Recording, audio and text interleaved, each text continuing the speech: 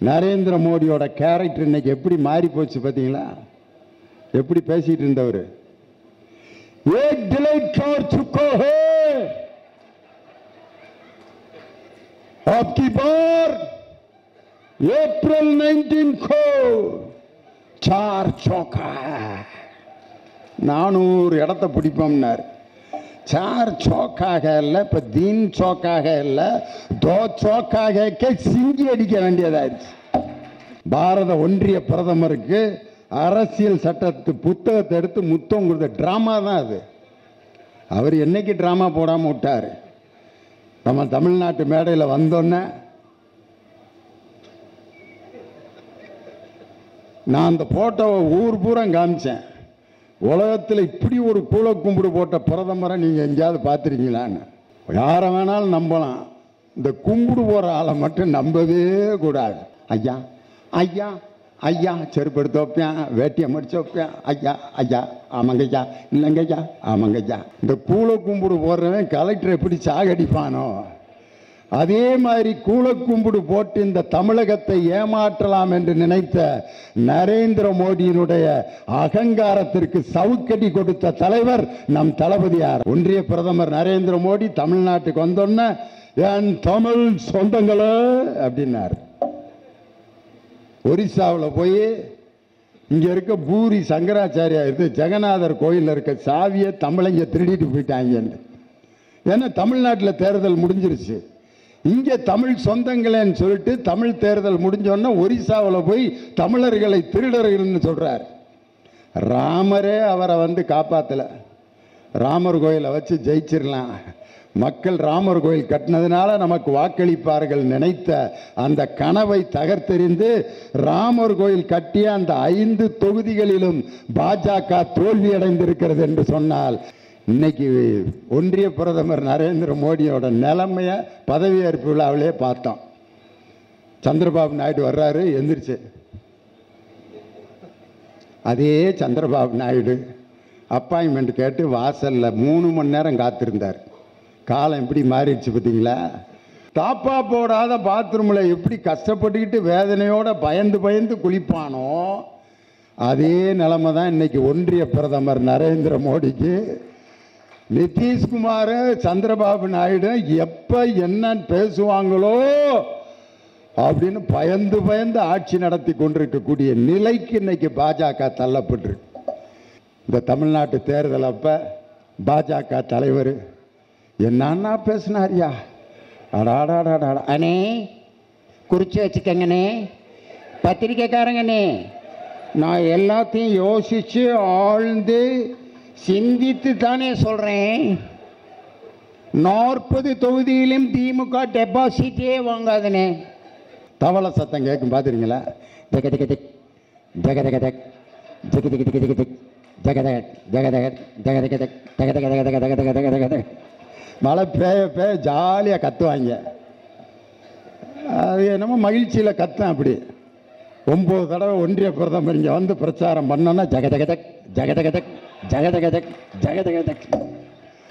இவ்வளவு நாளாக நான் உன்னை தேடிக்கிட்டு இருந்தேன், இங்கே தான் இருக்கியா, காட்டி கொடுத்துட்டியா, லப்புன்னு கவிச்சு.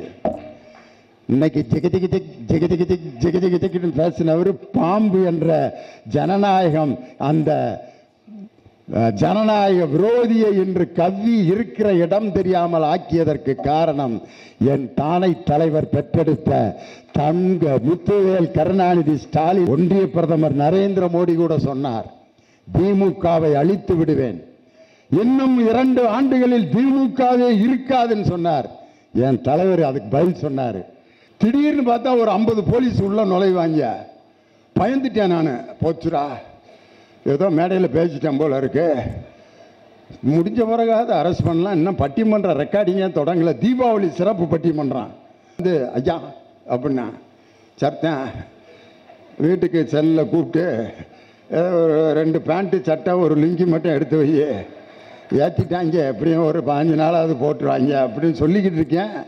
ஐயா சொல்லியா அப்படின்னு முதலமைச்சர் உங்கள் பட்டிமன்றத்தை பார்க்க வர்றாரு. போனோன்னு என்னை பார்த்துட்டு ரொம்ப அருமையாக இருந்துச்சு, ஸ்பீக்கரில் கேட்டேன் அப்படின்னு என் கன்னத்தில் ஒரு முத்தம் கொடுத்தார். கலைஞரிடம் நான் வாங்கிய அந்த முத்தம்தான் எனக்கு ஆஸ்கார் விருது கிடைத்தால் கூட நான் அவ்வளவு சந்தோஷப்பட்டிருக்க மாட்டேன். நான் பற்றி மேடைகளில் பேசுகிறத பார்த்துட்டு அதிமுக காரங்க எங்கள் கட்சிக்கு வந்துருங்க, உங்களுக்கு பெரிய பொறுப்புலாம் கொடுக்குறோம் அப்படின்னு கூப்பிட்டாங்க தலைவரை. ஆனால் அவங்கள்ட்ட நான் என்ன சொன்னேன்னா, அறிவாலயத்து வாசல்ல உட்காந்து சுண்டல் வித்தாவது பொழப்பனே ஒழிய இன்னொரு கட்சியில போய் அவங்க கொடுக்கிற பதவிக்காகவும் வசதிக்காகவும் இன்னொரு கட்சிக்கு நான் போக மாட்டேன்னு பதில் சொன்னேன். சரோஜாதேவி எப்படி பேசுவாங்கன்னு தெரியும். ஆமாங்க கோபால். இல்லைங்க கோபால், நீங்க காதல்ங்கிற அந்த மலரை இப்படி கசக்கி எறிவீர்கள் என்று நான் நினைக்கவே இல்லை கோபால். அப்படிதான் பேசுவாங்க. போங்கள், என் அருகே வராதீர்கள், என் அருகே வராதீர்கள். உங்கள் மீது எனக்கு மிகவும் கோபம். எனக்கு என் நிழலே போதும், உங்கள் நிழல் கூட என் பக்கத்தில் வர வேண்டாம். போங்கள். நேற்றே சொல்லிட்டார், எஸ்வி சேகர் வர்றாரு, அதனால் கொஞ்சம் அரசியல்லாம் அடக்கி வாசிங்கன்னு. அவர் வந்தார். அவருக்கு நான் என்ன பேசுவேன்னு தெரிஞ்சிருச்சோ என்னமோ, அதான் நம்ம கிளம்பிடுவோம் அப்படின்னு புறப்பட்டார். அவர் புறப்பட்டது தான் நல்லது. காரணம், அவருக்கு ஏதாவது ஒரு சிக்கல் வந்துடக்கூடாது. காரணம், நான் ஒரு பிஜேபியின் அனுதாபின்னு வேற சொல்லிட்டாரு, கலைஞரை நேசிப்பவன் சொல்லிட்டார். இது ரெண்டுக்கு இடையில இருக்கவர்கிட்ட போய் நம்ம பேசி அவருக்கு ஏதாவது ஒரு சிக்கல் வந்துடக்கூடாது. அதனால தான் அவர் அருமையாக கலைஞரை பற்றிய செய்திகளை சொல்லிட்டு புறப்பட்டு போயிட்டார். அருமை சகோதரர் எஸ்வி சேகர் உண்மையிலே என்னை முதன்முறையாக 1996ஆம் ஆண்டு அமெரிக்காவில் நடந்த உலக தமிழர்கள் அந்த ஃபெட்னா அப்படிங்கிற ஒரு கான்ஃபரன்ஸுக்கு என்னை அவர் தான் கூட்டு போனார். அங்கே நான் பேசின பேச்சை பார்த்துட்டு அமெரிக்காவில் இருக்க 11 மாநிலங்களில் தொடர்ந்து ஒரு மாதம் முழுதும் சுற்றுப்பயணம் செஞ்சோம், நானும் அவரும். அது மட்டும் இல்லை, கலைஞரை அவருடைய நாடகங்களை ரொம்ப அருமையாக ரசிப்பார். அவரும் நானும் செம்மொழி மாநாட்டில் சாலமன் பாப்பையா நடுவராக இருந்து ஒரு பட்டிமன்றத்தில் பேசினோம். அந்த பட்டிமன்றத்தில் எனக்கு எப்படி வாய்ப்பு கிடைச்சிச்சுங்கிறதே கலைஞருக்கும் எனக்கு இருந்த அந்த தொடர்பு தெரிஞ்சிடும் உங்களுக்கு. செம்மொழி மாநாடு நிகழ்ச்சிகள்னு போட்டு பட்டிமன்றம், நடுவர் சாலமன் பாப்பையா, தலைப்பு மக்களுக்கு பெரிதும் விழிப்புணர்வு ஏற்படுத்துவது திரைப்படமா தொலைக்காட்சியா பத்திரிகையா. திரைப்படம்ங்கிறதுக்கு யார் யார் பேசுகிறாங்கன்னா, இயக்குனர் பாரதி ராஜாவும் வாகை சந்திரசேகரன், பேப்பரில் வந்த செய்தி. தொலைக்காட்சிங்கிற அணியில் பேசுகிறதுக்கு குஷ்புவும் எஸ்வி சேகரன், பத்திரிகையில் வந்தது. அன்னைக்கு நம்ம கட்சியில் இருந்தாங்க. அதே மாதிரி இப்போ தொலைக்காட்சிங்கிறதுக்கு அவங்க 2 பேரும், பத்திரிகைங்கிறதுக்கு திருப்பூர் கிருஷ்ணன் நக்கீரன் கோபாலம். இப்படி பத்திரிகையில் வெளியாயிருச்சு. தலைவர் பாரதி ராஜாவோட தெற்கித்து பொண்ணு அப்படிங்கிற சீரியலோட 2000 சீரியலோட அந்த விழாவுக்கு ரேடிசன் ஹோட்டலுக்கு வந்திருக்காரு கலைஞர். அப்போ நான் பக்கத்தில் அபிராமி ராமநாதன் உட்கார்ந்துருந்தார். அவர் எந்திரிச்சு பேச போனோன்னா கலைஞர் தலைவருக்கு பக்கத்தில் இருந்த சீட்டு காலி ஆயிடுச்சு. நான் போய் பக்கத்தில் போய் உட்காந்தேன்.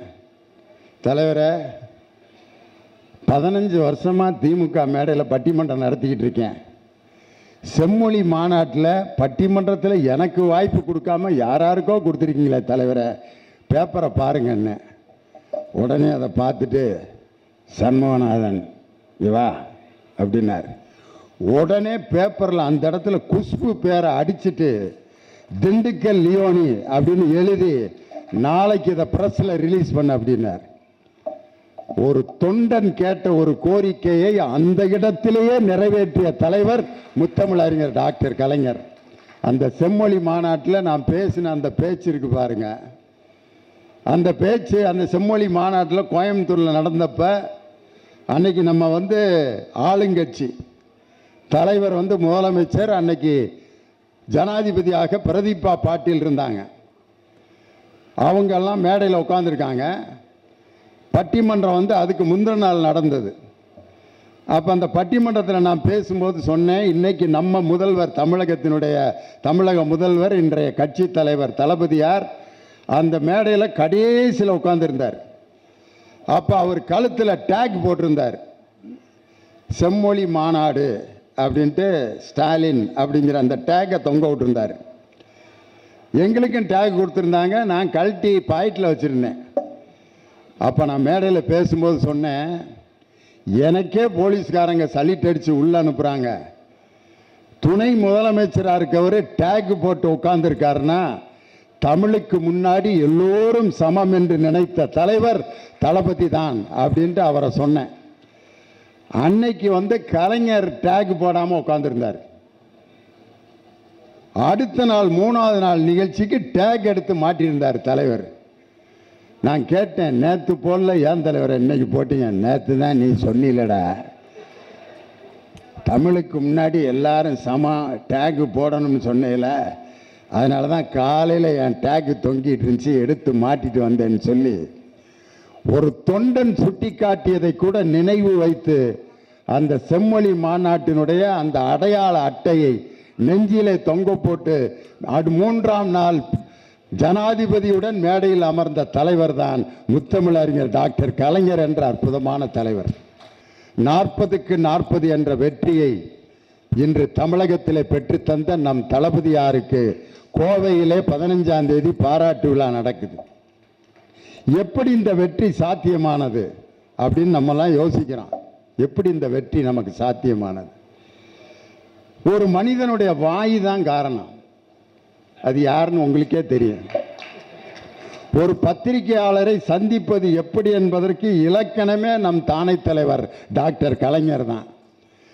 படுதோல்வி அடைந்து திமுக ஆட்சியை இழந்து இருக்கக்கூடிய நேரத்திலும் பத்திரிகையாளர்கள் வந்தால் அவர்களை மனம் மகிழ்ச்சியோடு சந்திக்கிற தலைவர் உலகத்திலேயே நம் தானை தலைவர் டாக்டர் கலைஞர் தான். திமுக தேர்தலில் தோல்வியடைந்து விட்டதே அப்படின்னதுக்கு அவர் சொல்றாரு, தோல்வி அடைந்தது உங்களுக்கு வருத்தமாக தெரியவில்லையான்? மக்கள் எனக்கு வாக்களிக்கவில்லை, என்னை புறக்கணித்து விட்டார்கள் என்ற எண்ணம் எனக்கு இதுவரை வந்ததே இல்லை. ஒரு தாய் தன் குழந்தையை கொஞ்சிக் கொண்டிருக்கும் பொழுது அந்த தாயின் முகத்தில் அந்த குழந்தை சிறுநீர் கழித்து விட்டால் என்பதற்காக குழந்தையை தாய் தூக்கி எறிவதில்லை, அந்த சிறுநீரை துடைத்துவிட்டு மீண்டும் அந்த குழந்தைக்கு தாய் எப்படி முத்தம் கொடுப்பாளோ அதுபோல்தான் மக்கள் என்னை புறக்கணித்தாலும் அவர்களை தொடர்ந்து நான் நேசிப்பேன்னு அந்த நேரத்தில் கூட பத்திரிகையாளர்களை சந்திக்கிற ஆற்றல் நம்ம தலைவருக்கு தான் உண்டு. வேதனையில் கூட நகைச்சுவையாக பேசுவார். எம்ஆர் ராதாவை அரெஸ்ட் பண்ணி ஒரு இடத்துல உட்கார வச்சுருக்காங்க. ஒரு 15 பேர்த்தோட எம்ஆர் ராதா உட்காந்துருக்கார். அப்போ டிஜிபி ஆஃபீஸில் உட்கார வச்சுருக்காங்க எம்ஆர் ராதாவை. அவர் மேலே இருக்கிற படங்களெல்லாம் வரிசையாக பார்க்குறாரு. பழைய டிஜிபி படம்லாம் இருக்குது. சென்டரில் திருவள்ளுவர் படம் இருந்துச்சு. எம்ஆர் ராதா கேட்குறாரு, ஏண்டா திருவள்ளுவரும் இங்கே டிஜிபியாக இருந்தாரா? எதுக்கடா ஒரு படத்தையும் இவங்களோட மாட்டி வச்சுருக்காங்க அப்படின்னாரு.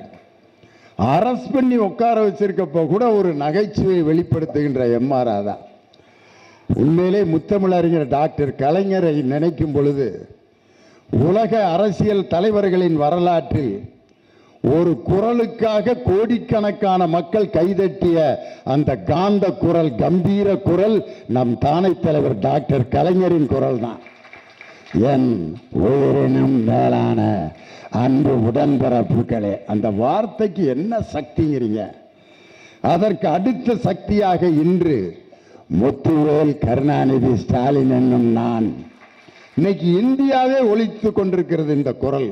காரணம், இந்தியா கூட்டணியை அமைத்து இன்று நரேந்திர மோடிக்கு ஒரு சிம்ம சொப்பனம் போல இந்த தேர்தல் முடிவை வழங்கி தந்த பெருமை நம் தளபதி மு.க. ஸ்டாலின் அவர்களுக்கு தான் உண்டு. காரணம், நரேந்திர மோடியோட கேரக்டர் இன்னைக்கு எப்படி மாறி போச்சு பார்த்தீங்களா? எப்படி பேசிட்டு இருந்தவர், ஏக் டிலைட் கார் சுக்கோ ஹே आपकी बार अप्रैल 19 को 4 चौका 400 இடத்தை பிடிப்போம்னார். 4 चौக்காக இல்லை, இப்போ 3 चौக்காக இல்லை, 2 चौக்காக சிங்கி அடிக்க வேண்டியதாச்சு. அரசியல் சட்டத்தை மாற்றுவேன் என்ற நரேந்திர மோடியை பாராளுமன்றத்திற்குள் அரசியல் சட்ட புத்தகத்தை எடுத்து அம்பேத்கர் உருவாக்கிய சட்ட புத்தகத்திற்கு முத்தம் கொடுக்க வைத்தவர் நம் தளபதி மு.க. ஸ்டாலின். இந்த அரசியல் சட்டத்தை என்னால் மாற்ற முடியும் என்று கொக்கரித்த பாரத ஒன்றிய பிரதமருக்கு அரசியல் சட்டத்து புத்தகத்தை எடுத்து முத்தம் கொடுத்த டிராமா தான் அது. அவர் என்னைக்கு டிராமா போடாமல் விட்டார்? நம்ம தமிழ்நாட்டு மேடையில் வந்தோன்னே நான் அந்த போட்டோவை ஊர் பூரா காமிச்சேன். உலகத்தில் இப்படி ஒரு கூழக்கும்பிடு போட்ட பிரதமரை நீங்கள் எங்கேயாவது பார்த்துருக்கீங்களான்னு. யாரை வேணாலும் நம்பலாம், இந்த கும்பிடு போகிற ஆளை மட்டும் நம்பவே கூடாது. இப்படித்தான் ஒரு கலெக்டர்கிட்ட ஒரு பியூன் வேலை பார்த்துக்கிட்டு இருந்தேன், முனியாண்டி அவன் பேர். முனியாண்டி ஐயா சொல்லுங்க ஐயா, வாடா வர்றேன் ஐயா ஐயா ஐயா ஐயா செருப்பு எடுத்து வைப்பேன், வேட்டியை முடிச்சு வைப்பேன். ஐயா ஐயா ஆமாங்க ஐயா, இல்லைங்க ஐயா ஆமாங்க ஐயா. முனியாண்டி ஐயா நீங்கள் தாயா என் தெய்வம், வாழ்க்கையே நீங்கள் தாயா அப்படின்ற முனியாண்டி. கலெக்டர் பங்களாவில் ஒரு கேணி இருந்துச்சு. அதில் கலெக்டர் தண்ணி அரைச்சி குளிச்சுக்கிட்டு இருக்காரு. திடீர்னு தவறி கிணத்துல விழுந்துட்டாரு கலெக்டரு. முனியாண்டி முனியாண்டி ஐயா முனியாண்டி. செருப்பே எடுத்து போட்ட முனியாண்டி வந்தான். கலெக்டர் ஐயா என் தெய்வமே, ஐயா கிணத்துல விழுந்துட்டீங்களா ஐயா, இந்த கயிறை போடுற ஐயா அப்படின்னு கயிறை போட்டு கலெக்டரை தூக்கிட்டு இருக்கேன். திடீர்னு ஒருத்தன் வந்து சொல்கிறேன், இன்னொருத்தன் வேலை பார்க்குறவன், கலெக்டரை வேறு மாவட்டத்துக்கு மாற்றிட்டாங்கடான்னா. விட்டுட்டான் கைத்த. முனியாண்டி அப்படின்னாரு. Collector matter over. இந்த கூழக்கும்பிடு போடுறவன் கலெக்டர் எப்படி சாகடிப்பானோ அதே மாதிரி கூழக்கும்பிடு போட்டு இந்த தமிழகத்தை ஏமாற்றலாம் என்று நினைத்த நரேந்திர மோடியினுடைய அகங்காரத்திற்கு சவுக்கடி கொடுத்த தலைவர் நம் தளபதியார். அவருடைய தேர்தல் பிரச்சாரம் எவ்வளவு அழகா எவ்வளவு நாகரிகமா இருந்துச்சு. எனக்கும் தலைவருக்கும் எப்படிப்பட்ட உறவு இருந்துச்சு தெரியுமா? கலைஞர் அரங்கத்தில் அறிவாலயத்தில் எங்கள் பட்டிமன்றம் நடக்கும். திடீர்னு பார்த்தா ஒரு 50 போலீஸ் உள்ள நுழைவாங்க. பயந்துட்டேன் நான். போச்சுரா ஏதோ மேடையில் பேசிட்டேன் போல இருக்கு, முடிஞ்ச பிறகாவது அரெஸ்ட் பண்ணலாம். இன்னும் பட்டிமன்ற ரெக்கார்டிங்கே தொடங்கல. தீபாவளி சிறப்பு பட்டிமன்றம் ஆரம்பிக்க போகிறேன். போலீஸ் ஒரு 50 பேர் வந்துட்டாங்க. வந்து ஐயா அப்படின்னா சர்த்தேன் வீட்டுக்கு செல்லில் கூப்பிட்டு ஒரு 2 பேண்ட்டு சட்டை ஒரு லுங்கி மட்டும் எடுத்து வை, ஏற்றிட்டாங்க, எப்படியும் ஒரு 15 நாளாவது போட்டுருவாங்க அப்படின்னு சொல்லிக்கிட்டு இருக்கேன். ஐயா சொல்லி அப்படின்னு முதலமைச்சர் உங்கள் பட்டிமன்றத்தை பார்க்க வர்றாரு, முன்னால் சீட்டு போட போகிறோம் அப்படின்னாங்க. ஐயோ தீபாவளி ரெக்கார்டிங்க எதுக்கியா முதலமைச்சர், உங்கள் ரசிகரியா அவர் பார்க்க வரணுன்ட்டாருன்னு. ஒரு பட்டிமன்ற ரெக்கார்டிங்கை ஒரு முதலமைச்சர் முன்வரிசையில் அமர்ந்து 2.5 மணி நேரம் ரசிக்கக்கூடிய ஒரு ரசிகன் யாருன்னா அது நம் தானை தலைவர் டாக்டர் கலைஞர் தான். அவர் என் பட்டிமன்றத்தில் அவர் ரசித்த ஜோக்குகளை சொல்லுவார். இந்த மத்தியானம் சினிமா பார்க்குறதுக்கு டிக்கெட் எடுத்துகிட்டு வருவாங்கல்ல, அதை சொல்கிறப்ப எனக்கு ரொம்ப பிடிக்கும் லியோனி அப்படிம்பார். மத்தியானம் 2:30 மணி ஆட்டத்துக்கு எங்கள் ஊர் தேட்டரில் டிக்கெட் எடுத்துகிட்டு வருவோம். ஒரு 20 வருஷத்துக்கு முன்னாடி. இதெல்லாம் இப்போ தான் தேட்டர் ஏசி தேட்டர் ஆயிடுச்சு. வெயிலில் வந்துட்டு உள்ளுக்க எந்த சீட்டு காலியாக இருக்குது, எதில் ஆள் உக்காந்துருக்கான்னு தெரியாது. அவன் ஒவ்வொருத்தையும் மூஞ்சியாக தடவிட்டே வருவான். இங்கடா சீட்டவே காண. அவன் மூஞ்சி சீட்டு மாதிரியா இருக்க, அங்கிட்டு போட அப்படின்னு சாரி சாரி சாரின்ட்டு கடைசிக்கு ஒரு இடத்துல சீட்டு இருந்துச்சு. ஆஹா சீட்டு இருக்குடான்னு. அதில் பார்த்தீங்கன்னா சாயிறது இருக்குது, உட்கார்றது இல்லை. ஒரு சேர் போட்டிருக்கேன் தேட்டரு, அதுக்கு உள்ளே உட்காந்தவன் காணான். எங்கடா பக்கத்தில் உட்காந்துருந்தவனை காணான்னு பார்த்தா தூக்குங்கடா தூக்குங்கடாங்கிறான். கேப்பில் உள்ளே போயிட்டான். உள்ளே தூக்குனா வேட்டியை சுற்றி வெத்தலை எச்சி அந்த கேப்பில் முந்தின சோலை வந்தவன் பூரா வெத்தலையை போட்டு புளிச்சுன்னு துப்பி. ஒரு சினிமா பார்க்குறதுக்கு இப்படிலாம் தியாகம் பண்ணுவாங்களேன்ட்டு நான் பட்டிமன்ற கேசட்டில் சொல்லுவேன். அதை தலைவர் இப்படிலாம் சொன்ன எனக்கு ரொம்ப பிடிக்கும் அந்த நகைச்சுவை. இன்னொரு அவர் ரசித்த நகைச்சுவை சொல்லுவார். ஒரு கிராமத்தில் வந்து ஒரு பெரியவர் ஆற்றுல குளிக்க போயிருக்காரு. வேட்டியை அலசி 2 பனைமரத்துக்கு இடையில கட்டி காய போட்டு உள்ளே குளிச்சுக்கிட்டு இருக்காரு. அவர்கிட்ட ஒரே ஒரு வேட்டி தான். எப்படி குளிச்சுக்கிட்டு இருப்பாருன்னு யோசனை பண்ணி பாருங்க. ஒன்றும் இல்லாமல் குளிச்சுக்கிட்டு இருக்காரு ஒரு வேட்டியை கட்டி போட்டு. திடீர்னு அந்த கிராமத்தில் இருக்க பொம்பளையெல்லாம் சினிமா படம் போட போகிறாங்கக்கா, திரையை கட்டிட்டாங்க வாங்கன்ட்டு அந்த வேட்டிக்கு இந்த பக்கம் ஒரு 50 பொம்பளை உட்காந்துருக்குதுங்க. கிழமே ஒன்றும் இல்லாமல் குளிச்சுக்கிட்டு இருக்காரு. எப்படி இருந்திருக்கான் அவர்? என்னடா அது பொம்பளைய சத்தமாக கேட்குதுன்னு வேட்டிக்கு அடியில் பார்க்குறாரு. 50 பொம்பளைய உட்காந்துருக்குதுங்க, படம் போட போகிறாங்கன்னு. அப்புறம் கிழமை அங்கே இருந்துட்டு கத்திருக்காரு, படம் கிடையாது ஒன்றும் கிடையாது, என் வேட்டியை அவுத்து காய போட்டிருக்கேன், படம் போட போகிறாங்களா, எதிரிக்கிட்டே நான் ஒன்றும் இல்லாமல் நின்றுக்கிட்டு இருக்கேன்ட்டு தலைவிரிக்க ஓடிடுச்சுங்க. ஒரு சினிமா மக்களை என்ன பாடுபடுத்துதுன்ட்டு இந்த செய்தியை பட்டிமன்ற கேசட்டில் சொன்னேன். அதை ரசித்து இதெல்லாம் நான் ரசிப்பேன்னு ஒரு நிகழ்ச்சியை கேட்டுட்டு நான் பேசினதை ஒரு ரசிகன் சொல்லி அதை பாராட்டுறது மாதிரி உலகத்தில் ஒரு மகிழ்ச்சி எந்த கலைஞனுக்கும் அது இதுக்கு மேலே வேற என்ன வேணும்? ஜனாதிபதி அவார்டு கிடச்சிருந்தா கூட நான் சந்தோஷப்பட்டிருக்க மாட்டேன். என் தலைவர் என் கேசட்டை கேட்டு அதில் இருக்க நகைச்சுவையை சொல்லி ரசிச்சார் பார். அவர் டாக்டர் கலைஞரை தவிர வேற எந்த அரசியல் தலைவனுக்கு இந்த எண்ணமோ இந்த ஒரு பாராட்டம் வரவே வராது. அது நம்ம அவர்கிட்ட இருந்து கற்றுக்கணும்.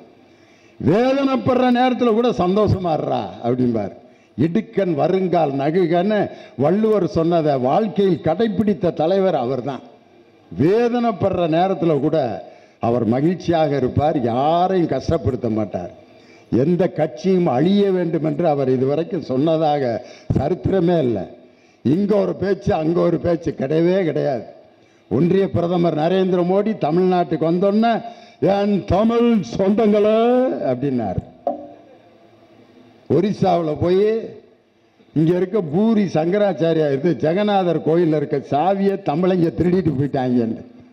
ஏன்னா தமிழ்நாட்டில் தேர்தல் முடிஞ்சிருச்சு. இங்கே தமிழ் சொந்தங்களேன்னு சொல்லிட்டு தமிழ் தேர்தல் முடிஞ்சோன்னா ஒரிசாவில் போய் தமிழர்களை திருடர்கள்னு சொல்கிறார். ராமரே அவரை காப்பாற்றலை. ராமர் கோயிலை வச்சு ஜெயிச்சிடலாம், மக்கள் ராமர் கோயில் கட்டினதுனால நமக்கு வாக்களிப்பார்கள் நினைத்த அந்த கனவை தகர்த்தெறிந்து ராமர் கோயில் கட்டிய அந்த 5 தொகுதிகளிலும் பாஜக தோல்வியடைந்திருக்கிறது என்று சொன்னால் ராமரை அரசியலுக்கு பயன்படுத்தியதை மக்கள் ஏற்றுக்கொள்ளவில்லை அப்படிங்கிறத இந்த தேர்தல் முடிவே காட்டுது. இன்னைக்கு ஒன்றிய பிரதமர் நரேந்திர மோடியோட நிலைமையை பதவியேற்பு விழாவிலே பார்த்தோம். சந்திரபாபு நாயுடு வர்றாரு, எந்திரிச்சு அதே சந்திரபாபு நாயுடு அப்பாயின்மெண்ட் கேட்டு வாசலில் 3 மணி நேரம் காத்திருந்தார். காலம் எப்படி மாறிடுச்சு பார்த்தீங்களா? ஒரு மாநில கட்சிக்கு எழுந்து வணக்கம் சொல்ல வைத்த அந்த நிலையை உருவாக்கியது நம்ம தளபதி மு.க. ஸ்டாலின் அமைத்த இந்தியா கூட்டணி தான். நாங்கள்லாம் ஆஸ்திரேலியாவுக்கு போனேன்னு பெருமை பீத்தாதன்னு நினைக்காதீங்க. ஒரு சம்பவத்துக்காக சொல்கிறேன். ஒருத்தர் வீட்டில் தங்கியிருந்தான். அந்த வீட்டில் பாத்ரூமுக்கு தாப்பாவே கிடையாது. ஏண்டான்னு கேட்டால் இங்கே அது எதுக்குமே நாங்கள் தாப்பாரே யூஸ் பண்ணுறது இல்லைங்க. சின்ன பிள்ளைய போய் கதவை சாத்திட்டு சூசைட் பண்ணிக்குதுங்க, அதனால் தாப்பாலே போட மாட்டேன், நீங்கள் வாட்டி ஃப்ரீயாக குளிங்க அப்படிங்கிறேன். எப்பட்றா டேய்?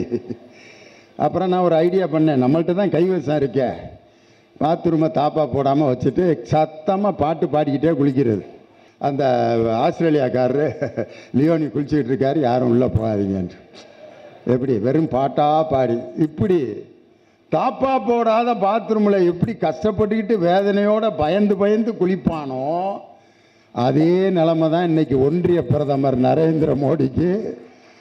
நிதிஷ்குமார் சந்திரபாபு நாயுடு எப்போ என்னன்னு பேசுவாங்களோ அப்படின்னு பயந்து பயந்து ஆட்சி நடத்தி கொண்டிருக்கக்கூடிய நிலைக்கு இன்னைக்கு பாஜக தள்ளப்பட்டிருக்கு. முத்தமிழறிஞர் டாக்டர் கலைஞரை பற்றி அவரும் நானும் அவருக்கு எனக்கு ஏற்பட்ட அனுபவங்களை நிறைய சொல்லலாம். உதாரணத்துக்கு நான் பள்ளிக்கூடத்தில் வாத்தியாரா வேலை பார்க்கும்போது இதே மாதிரி தான் போலீஸ்காரங்க வந்தாங்க. பாடம் நடத்திக்கிட்டு இருக்கேன், ஆக்சிஜன் தயாரித்தல் நடத்திக்கிட்டு இருக்கேன். பொட்டாசியம் குளோரேட்டையும் மேங்கனீஸ் டை ஆக்சைடையும் 3:1 என்ற விகிதத்திலே கலந்து வெப்பப்படுத்தினால் ஆக்சிஜன் உண்டாகும் அப்படின்னு சொல்லிட்டு இருக்கேன். ஒரு 5 போலீஸ்காரங்க வகுப்பு வாசல்ல ஐயா அப்படின்னாங்க. இன்னும் ஒரு வாரத்துக்கு முன்னாடி எதுவும் எங்கேயும் பேசலையே, என்ன ஆச்சு, எதுக்கு வந்திருக்காங்க போலீஸ்காரங்க? என்னென்ன கலெக்டர் உங்களை வர சொன்னார் அப்படின்னு. திண்டுக்கல் கலெக்டர். என்னடா ஒரு சாதாரண பள்ளிக்கூட வாத்தியார கலெக்டர் எதுக்குடா வர சொல்லியிருக்காருன்னு மத்தியானம் சாப்பிட போகிறப்ப கலெக்டர் ஆஃபீஸுக்கு போய் அந்த அன்னைக்கு இருந்த கலெக்டரை போய் பார்க்குறேன் நான். என்னங்கய்யா எதுக்கு கூப்பிட்டு வர சொன்னீங்க? முதலமைச்சர் உங்கள் பட்டிமன்ற கேசட்டு பூரா கேட்டு வாங்கிட்டு வர சொல்லியிருக்காரு, எங்கே கிடைக்கும்னு கேட்டார். மதுரை ராம்ஜி ஆடியோ நிறுவனத்தில் கிடைக்கும்னு சொல்லி நான் பேசின 11 தலைப்புகள் அடங்கிய அத்தனை கேசட்டுகளையும் முதலமைச்சர் கேட்கணும்னு விரும்புகிறாரு, வாங்கிட்டு வர சொன்னாருன்னு சொல்லி என்னுடைய அனைத்து கேசட்டுகளையும் கேட்க ஆரம்பித்த அன்றுதான் கலைஞருக்கும் எனக்கும் ஒரு நெருக்கம், ஒரு நட்பு அப்போ தான் தொடங்குச்சு. அதுக்கப்புறம் அவரை எங்கே பார்த்தேன் அப்படின்னா திருச்சி ரயில்வே ஸ்டேஷனில். அப்போ பட்டிமன்றம்லாம் டிவியில் வர ஆரம்பிச்சிருச்சு. அப்போ திருச்சி ரயில்வே ஸ்டேஷனில் நான் நின்றுட்டு இருக்கேன். தலைவர் அப்போ ட்ரெயினில் போகிறார். தலைவர் ட்ரெயினில் போகிறாரு. அதுக்கு அடுத்த ட்ரெயினில் நான் சென்னைக்கு போனேன். போலீஸ்காரங்க விட மாட்டேன்ட்டாங்க. முதலமைச்சர் போகிறாரு, போ ஓன் ட்ரெயின் வர்றப்போ வாங்க, வெளியே போங்க அப்படின்னு துரத்துறேன். அடே இரியா அப்படின்ட்டு எப்படியோ தப்பிச்சு கேப்பில் பூந்து உள்ளே வந்துட்டேன். தலைவர் பக்கத்தில் திருச்சி சிவா நின்றுட்டு இருந்தார். நான் ஓரத்தில் அங்கே நின்றுட்டு இருக்கேன். என்னை பார்த்துட்டார். லியோனி இங்கே வாங்க, தலைவர் உங்களை பார்ப்பார், இங்கே வாங்க, உங்களை பற்றி தான் பேசிகிட்டு இருந்தார் மத்தியானம், வாங்க அப்படின்னு கூப்பிட்டு கொஞ்சம் பக்கத்தில் தலைவர் பக்கத்தில் என்னை நிப்பாட்டினார். தலைவர் வரலன்னா தலைவர் உள்ளே வர்றாரு. டாக்டர் கலைஞர் வாழ்க, டாக்டர் கலைஞர் வாழ்கன்ட்டு ஒரு 50 பேர் சால்வையை வச்சுட்டு நிற்கிறாங்க. தலைவர் நேரம் அவங்கள்ட்ட போகாமல் என்கிட்ட வந்தார். கைகாலெலாம் உதறுது. என்னடா ஒரு தலைவர் நம்ம பக்கத்தில் வந்து நிற்கிறாரு. உன் பட்டிமன்றத்தை டெல்லியில் கேட்டேன், நல்லா இருந்துச்சு அப்படின்னு கன்னத்தில் ஒரு தட்டு தட்டினார். அப்போ திருச்சியில் மூர்த்தின்னு ஒரு கலெக்டர் இருந்தார். அவர் உடனே என் கையை பிடிச்சி, அடுத்து திண்டுக்கல் எம்பி நீ தான் அப்படின்னார். கன்னத்தில் தட்டினோன்னா உடனே எம்பி ஆக்கி ஒரு மனுஷனை மட்டையை கட்டுறதுல இப்படியாயா இருப்பீங்க அப்படின்னு கன்னத்தில் தட்டி, அன்னைக்கு உன் பட்டிமன்றத்தை நான் டெல்லியில் கேட்டேன்னு வீட்டுக்கு வா அப்படின்னு சொன்னார். அன்று தான் நான் முதல் முறை நேரடியாக அந்த தலைவனை சந்தித்தேன். அதன் பிறகு என்னுடைய பட்டிமன்ற கேசட்டுகளை எல்லாம் கேட்டுட்டு ஒரு இளைஞரணி நடத்திய கலைஞருடைய பவள விழா கலைவாணர் அரங்கத்தில் நடந்தது. அதில் இளைஞரணி மத்தியானம் 4 to 6, மகளிர் அணி 6 to 8 வரிசையாக நிகழ்ச்சி நடக்குது. தலைவருடைய பிறந்த நாள். இளைஞரணி சார்பாக நான் பட்டிமன்றம் நடத்துகிறேன். கலைஞரின் விஞ்சிய புகழுக்கு காரணம் அரசியலா இலக்கியமான். அந்த பட்டிமன்றம் நடக்குது. அப்போ இளைஞரணி செயலாளராக இன்னைக்கு இருந்த நம்ம தலைவர் அவர் சொல்கிறாரு, தலைவர் உங்கள் பட்டிமன்றத்தை கேட்க வர்றேன்னு இருக்காரு, கொஞ்சம் வெயிட் பண்ணுங்கன்ட்டு. 4:30 ஆச்சு, 4:45 ஆச்சு, தலைவர் வரவே இல்லை.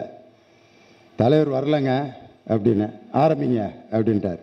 பட்டிமன்றம் தொடங்கி ஒரு 2 மணி நேரம் முடிஞ்சிருச்சு. முடிஞ்சோடனே தலைவர்கிட்ட கேட்டேன், என்னங்க கடைசி வரைக்கும் தலைவர் வரவே இல்லைன்னு. பட்டிமன்றம் ஆரம்பிச்சோடனே வந்துட்டார். பக்கத்தில் கலைவாணர் அரங்கத்தில் அந்த பக்கத்து அறையில் உட்காந்து உங்கள் பட்டிமன்றத்தை ஸ்பீக்கரில் ஆடியோவில் போட்டு கேட்டுட்ருக்காரு. ஏங்க பட்டிமன்றம் நடக்கிறப்ப 1 மணி நேரம் ஏங்க அங்கே உட்காந்துருந்தார் அப்படின்னு. ஒரு பட்டிமன்ற கலைஞன் நிகழ்ச்சி நடத்தும் போது அவனுக்கு இடையூறாக நான் உள்ளே போகக்கூடாதுன்னு சொல்லி அந்த இடத்துல நான் இன்னொரு அறையில் உட்காந்து கேட்டுட்டு இருந்தார். கேட்டு முடிச்சுட்டு தலைவரை பார்க்கணும், கூட்டி போங்கன்னு. இப்போ இருக்க நம்ம தலைவர் கூட்டி போனார். போனோன்னு என்னை பார்த்துட்டு, ரொம்ப அருமையாக இருந்துச்சு, ஸ்பீக்கரில் கேட்டேன் அப்படின்னு என் கன்னத்தில் ஒரு முத்தம் கொடுத்தார். கலைஞரிடம் நான் வாங்கிய அந்த முத்தம் தான் எனக்கு ஆஸ்கார் விருது கிடைத்தால் கூட நான் அவ்வளவு சந்தோஷப்பட்டிருக்க மாட்டேன். ஒரு கலைஞனின் பட்டிமன்றத்தை கேட்டு ஒரு முத்தம் கொடுத்தாரு. இது மாதிரி 3 முத்தம் வாங்கியிருக்கேன் அவர்கிட்ட. கலைமாமணி விருது வாங்க ஒரு பெரிய அரங்கத்தில் நடந்துச்சு. அப்போ அண்ணன் பருதி இளவழுதி செய்தி மக்கள் தொடர்புத்துறை அமைச்சர் அவர் தான் எல்லாத்துக்கும் விருது கொடுத்துக்கிட்டு இருக்காரு. தலைவர் உட்கார்ந்து தான் இருந்தார். என் பேரை அனௌன்ஸ் பண்ணுறாங்க. என் கூட யார் யார் விருது வாங்கினாங்கன்னா அனுஷ்கா, ஆர்யா அவங்கெல்லாம் என் கூட விருது வாங்கினாங்க. கலைமாமணி என் பேரை அனௌன்ஸ் பண்ணுறாங்க, திண்டுக்கல் லியோனி பட்டிமன்ற நடுவர் அப்படின்னு. எனக்கு அடுத்து பட்டிமன்ற பேச்சாளர் சத்தியசீலன், அவர் பேரை அருண் சொன்னாங்க. அவரால் மேடைக்கு நடந்து வர முடியாமல் கஷ்டப்பட்டார். நான் அவரை கையை பிடிச்சி கூட்டிகிட்டு வந்து அவருக்கு விருது வாங்க வச்சுட்டு அதுக்கு பின்னாடி நான் வந்தேன். தலைவர் அதை அப்படியே பார்த்துட்டே இருந்தார். பார்த்துட்டு பருதியை கூப்பிட்டு, மற்றவங்களுக்கெல்லாம் நீ கொடு, லியோனிக்கு நாங்கள் தான் கொடுப்பேன் விருதை அப்படின்னு சொல்லி கலைமாமணி விருதை எனக்கு அவர் போட்டு விட்டு அப்போ ஒரு முத்தம் கொடுத்தார். இது 2வது முத்தம். 3வது முத்தம் பாவேந்தர் பாரதிதாசன் விருது வாங்கினப்ப தலைவர் கலந்து கொண்டு மேடையில் பேசி நடத்திய கடைசி நிகழ்ச்சியாக தான் கலைஞர் அரங்கத்தில் நடந்தது. அப்போ மேடையில் நான் ஏற்புரை பேசும்போது சொன்னேன், தலைவரே நான் பற்றி மேடைகளில் பேசுகிறத பார்த்துட்டு அதிமுக காரங்க எங்கள் கட்சிக்கு வந்துருங்க, உங்களுக்கு பெரிய பொறுப்புலாம் கொடுக்குறோம் அப்படின்னு கூப்பிட்டாங்க தலைவரை. ஆனால் அவங்கள்ட்ட நான் என்ன சொன்னேன்னா, அறிவாலயத்து வாசல்ல உட்காந்து சுண்டல் வித்தாவது பொழப்பனே ஒழிய இன்னொரு கட்சியில போய் அவங்க கொடுக்கிற பதவிக்காகவும் வசதிக்காகவும் இன்னொரு கட்சிக்கு நான் போக மாட்டேன்னு பதில் சொன்னேன். முடிச்சுட்டு வந்தோடனே எனக்கு விருது கொடுத்துட்டு அப்போ ஒரு முத்தம் கொடுத்தாரு.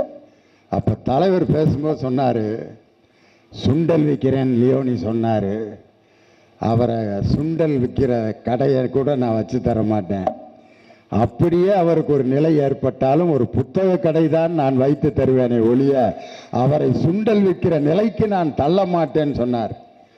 அன்னைக்கு புத்தக கடை வைத்து தருவேன்னு பெரிய தலைவர் சொன்னதை இன்னைக்கு என்னுடைய தளபதி எனக்கு பாடநூல் கழக தலைவராக்கி அன்று தலைவர் அனௌன்ஸ் பண்ண அந்த செய்தியை இன்னைக்கு நடைமுறைப்படுத்தி என்னை பாடநூல் கழக தலைவராக்கி ஒரு ஆசிரியரை முதன்முறையாக பாடநூல் கழக தலைவராக்கிய பெருமை நம்முடைய தமிழகத்தின் முதலமைச்சர் நம் தளபதி அவர்களைத்தான் சார். அப்படிப்பட்ட ஒரு அற்புதமான தலைவர். அவருடைய வசனங்கள் நிறைய இருக்கும். அவருடைய வசனங்களில் நமக்கு பிடிச்ச ஒரே ஒரு வசனத்தை மட்டும் சொல்லிவிட்டு நான் நிறைவு பண்ணுறேன். ஏன்னா நம்ம தலைவர்கள்லாம் நிறைய கல்யாணங்களுக்கு போக வேண்டியிருக்கு, நானும் போக வேண்டியிருக்கு, நீங்களும் போகணும். நம்ம எப்போ வேணாலும் பேசிக்கிறலாம்.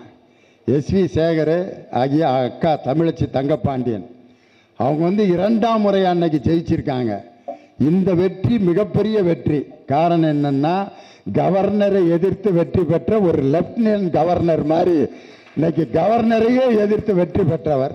அதை விட அதிமுகவிலே எந்த நேரமும் பேசிக்கொண்டே இருக்கக்கூடிய டி ஜெயக்குமாருடைய மகன் ராஜ் அவர் ஜெயவர்தன் அவர்களை டெபாசிட் இழக்க வைக்கின்ற அந்த அளவுக்கு ஒரு வெற்றியை பெற்று தந்தவர் நமது அருமை சகோதரி தமிழச்சி தங்கப்பாண்டியன். தலைவர் எழுதின வசனங்களில் எனக்கு ரொம்ப பிடிச்ச வசனம் இருவர் உள்ளம் படம். சிவாஜி கணேசன் சரோஜாதேவி நடித்தது. அது நம்ம அன்பழகனுக்கு அந்த காட்சியை நான் சொல்கிறதுனா ரொம்ப பிடிக்கும். இருவர் உள்ளத்தில் நிறைய பாட்டு நம்ம மக்களுக்கு ரொம்ப பிடிக்கும். அந்த படத்தில் பாட்டு செம ஹிட்டு. சோகப்பாட்டாக இருந்தாலும் காதல் பாட்டாக இருந்தாலும் என் தலைவர் அவங்க 2 பேருக்கும் ஒரு காதல் டயலாக் எழுதியிருப்பார். சரோஜாதேவி எப்படி பேசுவாங்கன்னு தெரியும். ஆமாங்க கோபால், இல்லைங்க கோபால், நீங்கள் காதலுங்கிற அந்த மலரை இப்படி கசக்கி எறிவீர்கள் என்று நான் நினைக்கவே இல்லை கோபால். அப்படி தான் பேசுவாங்க. சிவாஜி கணேசன் சரோஜாதேவி பேசுகிற ஒரு டயலாக் தலைவர் எழுதியிருக்காரு. போங்கள், என் அருகே வராதீர்கள், என் அருகே வராதீர்கள், உங்கள் மீது எனக்கு மிகவும் கோபம், எனக்கு என் நிழலே போதும், உங்கள் நிழல் கூட என் பக்கத்தில் வர வேண்டாம், போங்கள் அப்படின்னு சிவாஜி கணேசனை திட்டுவாங்க. அப்போ தலைவர் எழுதுகிறார் வசனம் சிவாஜி கணேசனுக்கு, கண்ணே உன் நிழலே உனக்கு போதுமா, உன் நிழல் உனக்கு போதாது கண்ணே, மரத்தின் நிழல் மரத்துக்கு பயன்படாது, மரத்துக்கு தேவை மேகத்தின் நிழல், உனக்கு தேவை எனது நிழல், வா அருகே. கோபமாக இருக்கிற மனைவி கிட்ட அவ சொன்ன அந்த வாக்கியத்தை வைத்து அதையே ரொம்ப அழகா கலைஞர் இருவர் உள்ளத்தில் சரோஜாதேவி சிவாஜி கணேசனுக்கு எழுதின வசனம். அதே மாதிரி அவர்கிட்ட கேட்குற கேள்விக்கு அவர் சொல்கிற பதில்களை பார்க்கணும். டே அப்பா, பெண்கள் இல்லாத உலகம் எப்படி இருக்கும் தலைவர்? கண்கள் இல்லாத முகத்தை போல் இருக்கும். கண்கள் இல்லாத முகத்தை போல் பெண்கள் இல்லாத உலகம் இருக்கும். ஒரு குழந்தை பிறக்கும் போது ஏன் இப்படி அழுகிறது, இங்கா இங்கா என்று அழுகிறது? அந்த குழந்தை ஏன் இங்கா இங்கா என்று அழுகிறது என்றால், இங்கா வந்து பிறந்தோம் என்று நினைத்து வேதனையோடு அழுகிறது. ஒரு குழந்தையினுடைய அழுகுரலுக்கு கூட விளக்கம் சொல்லக்கூடிய ஆற்றல் நம்ம தலைவருக்கு. கோழி முதலா முட்டை முதலா கேட்குறான் ஒரு பத்திரிக்கைக்காரன். கோழி முதலா முட்டை முதலா? தலைவர், கோழி வியாபாரிக்கு கோழி முதல், முட்டை வியாபாரிக்கு முட்டை தான் முதல்னார். என்ன உண்மையிலேயே அவருடைய கேள்வியும் பதிலும் அப்படி அருமையா இருக்கான். இன்னொரு இடத்துல சொல்றாரு, அவர்கிட்ட கேட்குறாங்க, தாயின் முத்தத்திற்கும் மனைவியின் முத்தத்திற்கும் என்ன வேறுபாடு? ஒரு பத்திரிகைக்காரன். இதெல்லாமா கேட்பாங்க ஒரு முதலமைச்சர்கிட்ட. ஆனால் அதுக்கும் பதில் சொல்றார். தாயின் முத்தம் குடிக்கின்ற பாலை போன்றது, மனைவியின் முத்தம் சுவைக்கின்ற தேனை போன்றது. தேனை தொடர்ந்து சுவைக்க முடியாது, பாலை தொடர்ந்து உணவாக சாப்பிடலாம். என்னய்யா, யாருக்கு இந்த மாதிரி ஒரு கற்பனைலாம் உலகத்தில் வேற எந்த தலைவருக்கு வராது. பிபி ஷெனாயின்னு ஒரு காவல்துறை அதிகாரி ரிட்டையர் ஆகிறார். தலைவரை அதுக்கு பாராட்டு பேசுறதுக்கு கூப்பிட்டுருக்காங்க. மேடைக்கு போனோன்னா தலைவர், வட இந்தியாவையும் தென்னிந்தியாவையும் இணைத்த தலைவர் பிபி ஷெனாய் அப்படின்னார். நான் எங்கடா போய் வட இந்தியாவையும் தென்னிந்தியாவையும் நான் எப்படா இணைச்சேன் அப்படின்னாரு.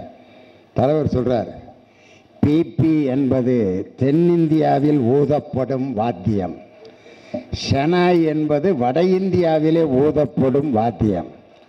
பிபி ஷெனாய் வட இந்தியாவையும் தென்னிந்தியாவையும் இணைத்த பெருமை பிபி ஷெனாய்க்கு உண்டு. அவரு என் தாய் தேப்பன் கூட இப்படி நினைச்சு பேர் வச்சிருக்க மாட்டாங்க. இந்த மனுஷன் இந்த பேர்ல இவ்வளவு ஒரு ஆராய்ச்சியா? அப்படி நுட்பமும் நுணுக்கமும் அவருக்கு மாதிரி வேற யாருக்குமே வராது. கவிஞர் வாலி கேட்கிறாரு, சாப்பிட்டீங்களான்னு கேட்கிறாரு. நோ. தமிழ் இங்கிலீஷில் பதில் சொல்றாரு, no. First 11:31 shooting, 12:31 meeting and 1:30 I am going to eating அப்படின்னார். 11:30 meeting, 12:30 shooting and then eating. தமிழில் தான் நீ புலவர்னு பார்த்தா ஆங்கிலத்திலுமே அப்படி பேசுவீங்க அப்படின்ட்டு. அப்படி தன் இருக்கின்ற இடத்தை மகிழ்ச்சியாக வைத்திருக்கக்கூடிய ஒரு ஆற்றல் மிக்க தலைவர். பத்திரிகையாளர்களை சந்திப்பது எப்படி என்பதற்கு இலக்கணமே என் தானை தலைவர் டாக்டர் கலைஞர் தான். ஆனால் இந்த தமிழ்நாட்டு தேர்தல் அப்போ பாஜக தலைவர் என்னன்னா பேசினாரியா, அடாடாடாடா அண்ணே குறித்து வச்சுக்கங்கண்ணே, பத்திரிக்கைக்காரங்கண்ணே, நான் எல்லாத்தையும் யோசித்து ஆழ்ந்து சிந்தித்து தானே சொல்கிறேன். 40 தொகுதியிலும் திமுக டெபாசிட்டே வாங்காதனே. அவர் யாருன்னு நான் பேரை இந்த மேடையில் போய் சொல்லி அந்த பேருக்கு ஒரு பெருமையை உண்டாக்க விரும்பலை. இது தானை தலைவர் டாக்டர் கலைஞரின் பெருமை பேசுகின்ற மேடை. இது எப்படி இருக்குன்னா, இந்த மழை பெஞ்சோன்ன ஒரு சவுண்டு கேட்கும். கிராமங்களில் இருந்தவங்களுக்கு தெரியும், இப்போ நம்ம ஊர்லேயும் கேட்கும். செடிகள் இருந்துச்சுன்னா மழை பெஞ்சோன்ன தவளை சத்தம் கேட்கும். பார்த்துருங்களா? ஜெக ஜெக ஜெக் ஜெக ஜெக ஜெக் ஜெக ஜெக ஜெக ஜெக ஜெக் ஜெகதகட் ஜெகதகட் ஜெகதகட் ஜெகதக ஜெகதக ஜெகதக ஜெகதக. மழை பெய்ய ஜாலியாக கத்துவாங்க. அது என்னமோ மகிழ்ச்சியில் கத்தேன். அப்படி 9 தடவை ஒன்றிய பிரதமர் இங்கே வந்து பிரச்சாரம் பண்ணோன்னா ஜெகதகஜக் ஜெகதகஜக் ஜெகதகஜக் ஜெகதகஜக். திடீர்னு சத்தம் நின்றுச்சு. என்னடான்னு பார்த்தா பாம்பு பார்க்குது. மாப்பிள்ளை இங்கே தான் இருக்கியா நீ? இவ்வளவு நாளாக நான் உன்னைய தேடிக்கிட்டு இருந்தேன், இங்கே தான் இருக்கியா? காட்டி கொடுத்துட்டியா? லப்புன்னு கவிச்சு. இன்னைக்கு ஜெகஜெக ஜெக் ஜெகஜெக ஜெக் ஜெகஜெக ஜெக்னு பேசினவர் பாம்பு என்ற ஜனநாயகம், அந்த ஜனநாயக விரோதியை இன்று கவ்வி இருக்கிற இடம் தெரியாமல் ஆக்கியதற்கு காரணம் என் தானை தலைவர் பெற்றெடுத்த தங்க முத்துவேல் கருணாநிதி ஸ்டாலின் அவர்கள் முறையாக செய்த அந்த பிரச்சாரமும். அவர் யாரையும் அழித்து விடுவேன்ங்கிற வார்த்தை இதுவரைக்கும் சொன்னதே இல்லை. ஒன்றிய பிரதமர் நரேந்திர மோடி கூட சொன்னார், திமுகவை அழித்து விடுவேன், இன்னும் 2 ஆண்டுகளில் திமுகவே இருக்காதுன்னு சொன்னார். என் தலைவர் அதுக்கு பதில் சொன்னார், உங்களை பாஜக இருக்காது என்று சொல்ல மாட்டேன், நீங்கள் இருங்கள், நாங்கள் வெற்றி பெற்றே கொண்டிருப்போம், நீங்கள் தோற்று கொண்டே இருங்கள், நீங்கள் இருக்க வேண்டாம் என்று சொல்லுகின்ற அளவிற்கு நான் கோழை அல்ல, நீங்கள் எழுந்து வாருங்கள், உங்களை எதிர்த்து போட்டி போட்டு வெற்றி பெறுகின்ற ஆற்றல் எனக்கு இருக்கிறதுன்னார். அன்னைக்கு கட்சி தேர்தல் முடிவு பெற்று முடிவு அறிவித்த அன்னைக்கு அறிவாலயத்துக்கு வந்தார் தலைவர். நாங்கள்லாம் வந்திருந்தோம். அப்போ அருமை தம்பி உதயநிதி ஸ்டாலின் பக்கத்தில் இருந்தார், அமைச்சர் சேகர் பாபு 2 பேர் இருந்தாங்க.